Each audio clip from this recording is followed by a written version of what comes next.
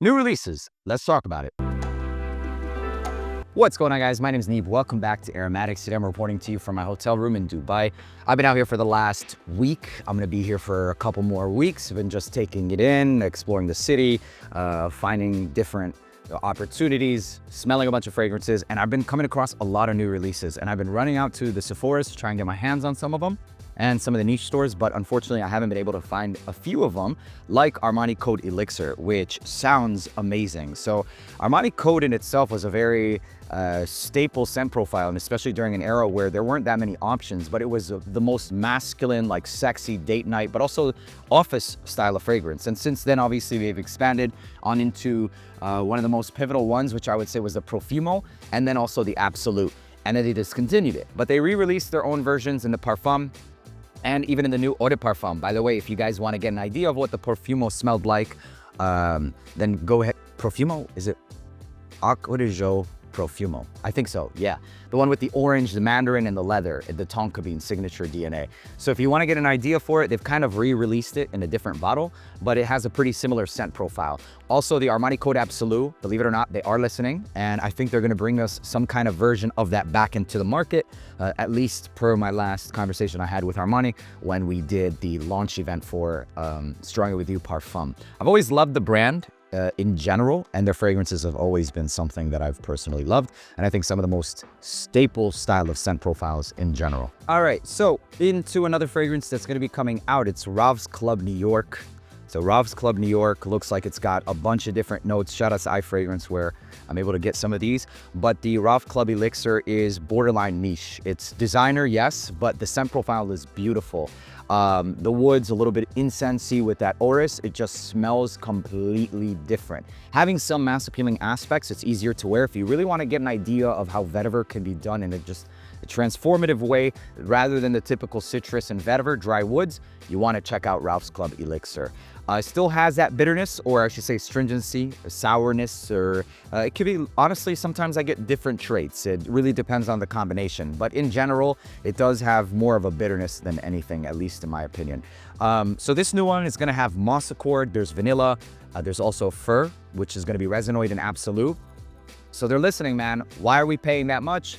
Give us objective quality, and they are, and they're telling us. So resinoid and absolute, and they absolutely watch, you guys, and they 100% listen and they watch. So kudos to them for trying to bring us more objective quality at the price points. The sandalwood, geranium, I love geranium, man. Geranium can really make a fragrance sparkle and have this crisp, rosy style of DNA. Lavender, there's also at the top some wrinkled leaves accord, so just leaves.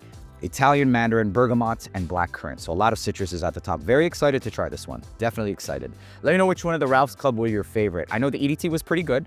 Parfum is excellent, but for me personally, Elixir is just like next level. Doesn't mean I'd wear it the most, but it's still really good. I can't miss this one, the Eau Fraiche Extreme by Versace. Eau Fraiche was a signature scent for me for like a year and a half, but no matter how many times I sprayed that shit, dude, it was like an hour, at most like an hour and a half, and it was sad. Star anise, citruses, spiced, but fresh at the same time, before an era where like spices and freshies were accepted, but generally speaking, people really enjoyed it. Then they had the purple bottle, the dark one. It was atrocious. It smelled like grape juice and just headache in a bottle. So when I first saw this, I thought it was like, oh, okay, because of my colorblind ass. I thought it just was the regular one. But this is Eau Fraiche Extreme, which I would imagine intensifies, and it quite literally does. It takes the original DNA and makes it into an Eau de Parfum. So the Brazilian rosewood, the freshness, the ambergris, also with that star anise, is what I found it to be signature. This one is gonna have notes of lemon, orange blossom, pink pepper. There's also clary sage. It's got lavender and some geranium. I love the geranium. Quite a few different notes though. Quite a few different notes. How is it gonna smell?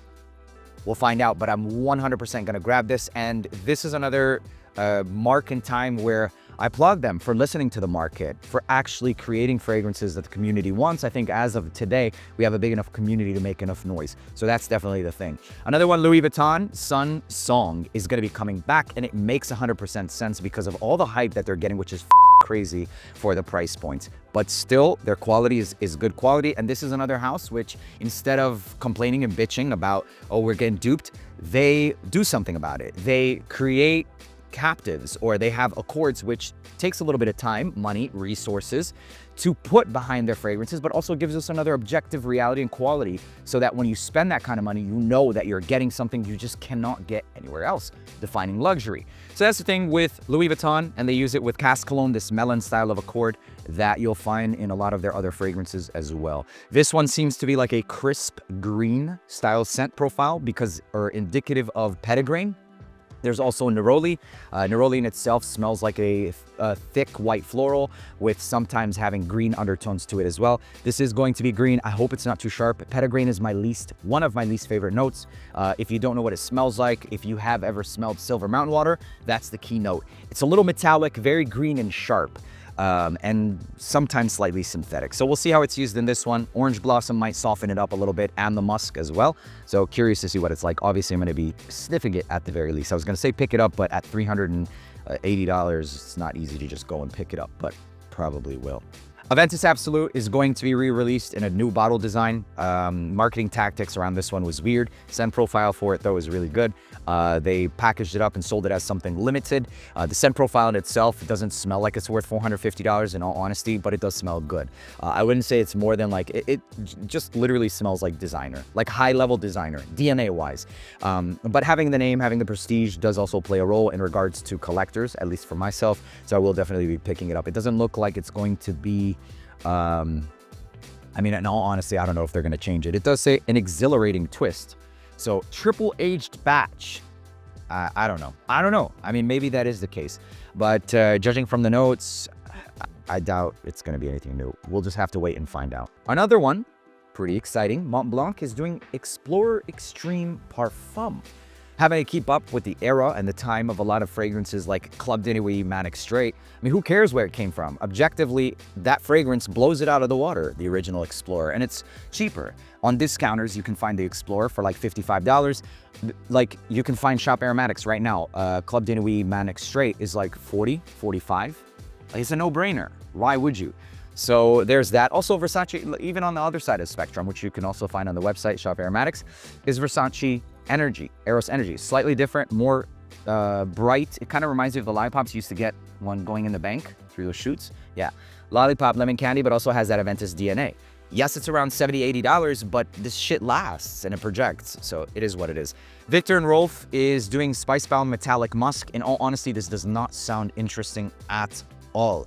Metallic and I do not work, but based off the notes, I mean, it's got ambrette, it's got cistus labdanum, or absolute, which is going to smell leathery. There's also silver suede. So that in itself, it's probably a combination of maybe mineral notes, mineral accords, I should say, maybe some ambroxan along with a suede accord as well. The suede accord can sometimes come from that ambrette. It'll give you that fuzzy vibe, and it could quite literally be just the cistus and the ambrette combination together that gave them the accord of suede, and so they put in silver suede. Doesn't mean that they're actually going and finding silver suede from like some place that doesn't exist in like Mars or something. Hey, we found silver suede. No, and believe it or not, I've seen people like with black lacquer in some of the comments. Yeah, it smells like they took, you know, or they think so, or black leather. No, we sourced black leather. No.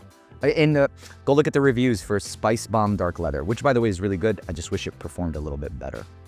Lastly and finally, the new Creed fragrance for women. I got my nose on it briefly, and I have to admit, like, it smells like a dated, old, sharp rose fragrance. It smells like a granny rose. It really does. Without the white florals. Just sharp, piercing, high quality. Don't get it twisted. It's high quality, but it's just very dated smelling.